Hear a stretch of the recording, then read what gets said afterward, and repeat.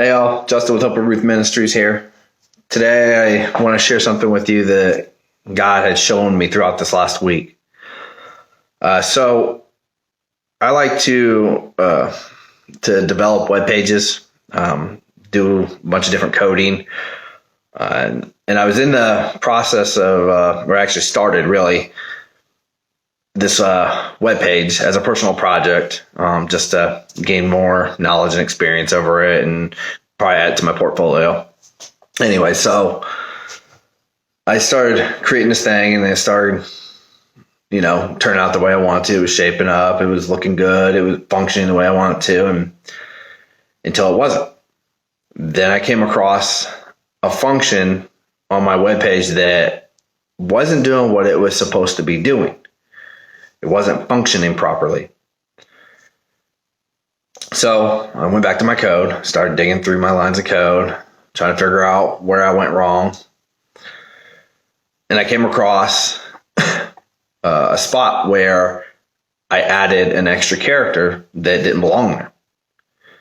So adding this extra character corrupted my code to a point where it wouldn't function properly.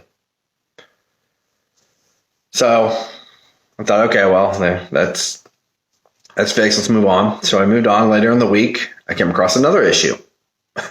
And this one was, there was a part where I had a bottom bar that was overlapping another element that was above it. And it wasn't looking the way that I intended it to look. So I go back to my code, started looking over it, digging through the lines of code again, and I found a spot where I had forgotten, or I left out, a bracket. And what this bracket does is it completes this section of code that allows it to look the way it was intended to look.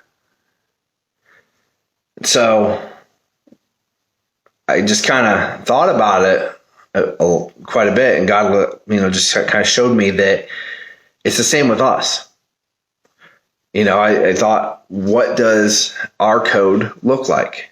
What am I putting into my code that's corrupting it? What am I leaving out of my code that isn't completing it to allow it to look the way that God intended it to look? Proverbs 4:23 tells us, above all else, guard your heart, for everything you do flows from it. And I just started digging through the different things that I was allowing into my mind. And it was starting to corrupt my heart. Or what is it now? What am I reading? What am I looking at? Who am I listening to? How is this stuff that I'm putting into my mind or my code, how is it changing my code? How's it corrupting me? And then also, what am I leaving out? Who am I leaving out that completes it? That completes me. That it's the good part. And I found my issues, and I'm not perfect like anybody else, but it allowed me to assess my priorities and to see what I am taking from this world and what I'm not. Romans 12:2 says, do not conform to the pattern of this world, but be transformed by the renewing of your mind. Then you will be able to test and approve that God's will is his good, pleasing, and perfect will. In Philippians 4:8, he also tells us, finally, brothers and sisters, whatever is true, whatever is noble, whatever is right, whatever is pure, whatever is lovely, whatever is admirable, if anything is excellent or praiseworthy, think about such things.